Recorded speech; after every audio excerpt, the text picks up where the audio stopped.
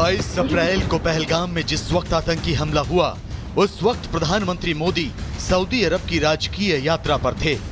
लेकिन जैसे ही उन्हें इस आतंकी हमले की खबर मिली, उन्होंने फौरन अपना दौरा बीच में ही खत्म कर दिया। प्रधानमंत्री भारत लौट आए। पहलगाम आतंकी हमले ने पीएम मोदी का गुस्सा इस कदर भड़का दिया कि उन्होंने विमान में ही ठान लिया कि अब आतंक का समूल नाश ही इस बीमारी का परमानेंट इलाज है। इसीलिए मोदी जैसे ही दिल्ली एयरपोर्ट पर उतरे, उन्होंने सबसे पहले एनएसए अजीत डोभाल से एयरपोर्ट पर पहलगाम आतंकी हमले की रिपोर्ट ली और आतंक के सर्वनाश का खाका रचना शुरू कर दिया। और मोदी के इस मिशन की शुरुआत आतंकिस्तान पर उस स्ट्राइक से हुई जिससे आतंकिस्तान की पीठ पर भारत के पंजे का निशान उभर आया। पीएम मोदी ने पहलगाम आतंकी हमले के लिए जिम्मेदार आतंकिस्तान को सबक सिखाने के लिए शुरुआत कूटनीति से की। शुरुआती किलेबंदी के जरिए पहले पाकिस्तान के खिलाफ हर तरफ मोर्चेबंदी की। जमीन से लेकर आसमान और समंदर तक पाकिस्तान को अपने बहुपाश में कसा और फिर शुरुआत की उस मिशन की जिसका दर्द पहलगाम आतंकी हमले के 1 महीने बाद आज भी पाकिस्तान भुगत रहा है। और सबसे बड़ी बात यह कि पीएम मोदी ने स्ट्राइक से पहले ही दुश्मन और उनके हमदर्दों को अपना सख्त तेवर दिखा दिया था।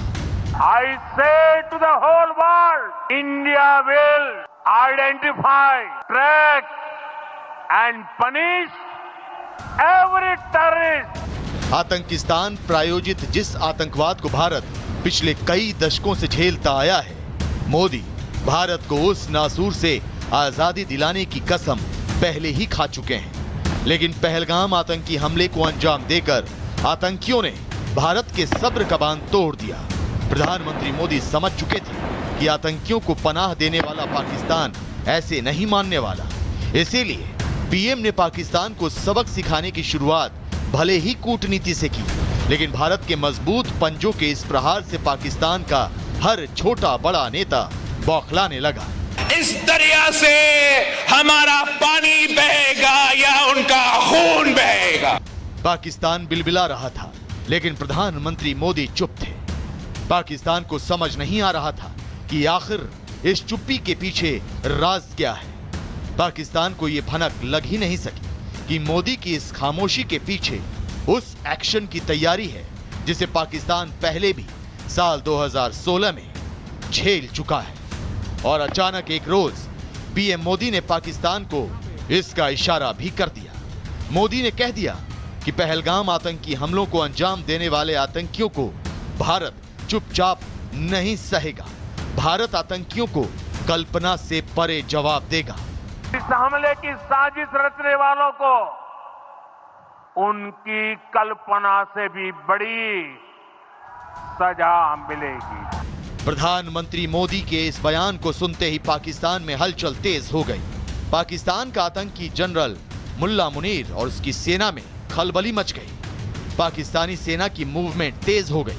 लेकिन इससे पहले कि पाकिस्तान भारत का इशारा भांप पाता, वो दिन आया जब आतंकियों को पालने वाले मुल्क को वो सबक मिला जिसके नतीजे से निकला सन्नाटा आज भी पाकिस्तान में कायम है। Bureau report, Republic Bharat.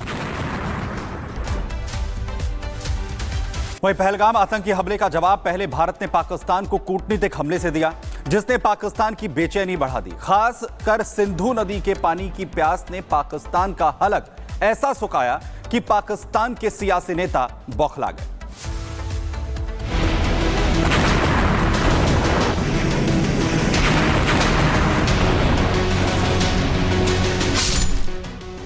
प्यासे को पानी और हर भूखे को रोटी चाहिए, लेकिन आतंकिस्तान इकलौता ऐसा मुल्क है जिसकी भूख गोलियों और बारूदी धमाकों से मिटती है।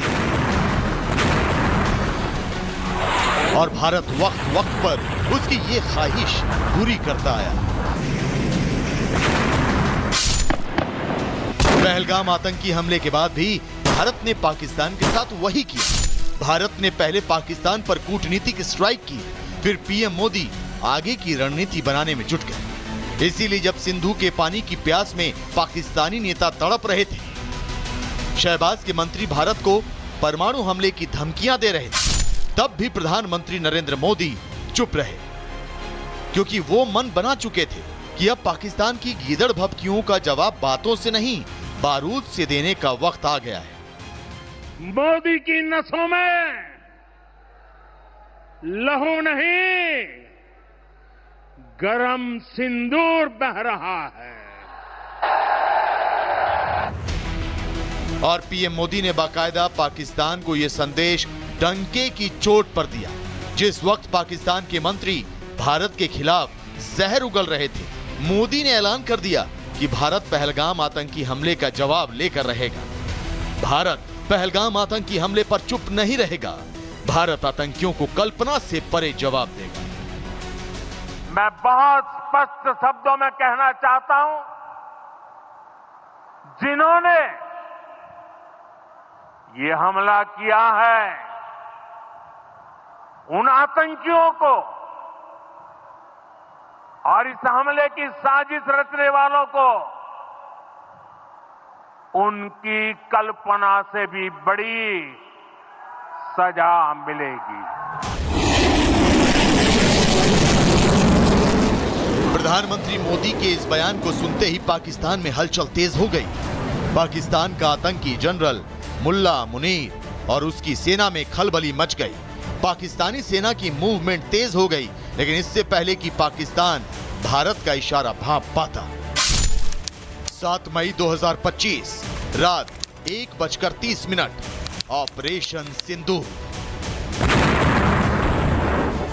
भारत ने आतंकिस्तान के करीब 24 आतंकी ठिकानों में से 9 आतंकी ठिकानों को फाइनल असॉल्ट के लिए लॉक कर दिया। और फिर 7 मई 2025 की रात, जब पूरा पाकिस्तान सो रहा था, भारत ने पाकिस्तान के आतंकी ठिकानों की सफाई के लिए ऑपरेशन सिंदूर लॉन्च कर दिया और मुजफ्फराबाद से लेकर बहावलपुर के 9 आतंकी ठिकानों को राख कर दिया। भारत ने यह ऑपरेशन अपने फाइटर जेट राफेल के जरिए अंजाम दिया, जिसने स्कैल्प और हैमर मिसाइलों के जरिए पाकिस्तान में घुसकर ऐसी तबाही मचाई कि 7 मई की काली अंधेरी रात में पाकिस्तान में अचानक उजाला हो गया। दुनिया ने और देश के दुश्मनों ने भी देख लिया कि जब सिंदूर बारूद बन जाता है तो नतीजा क्या होता है।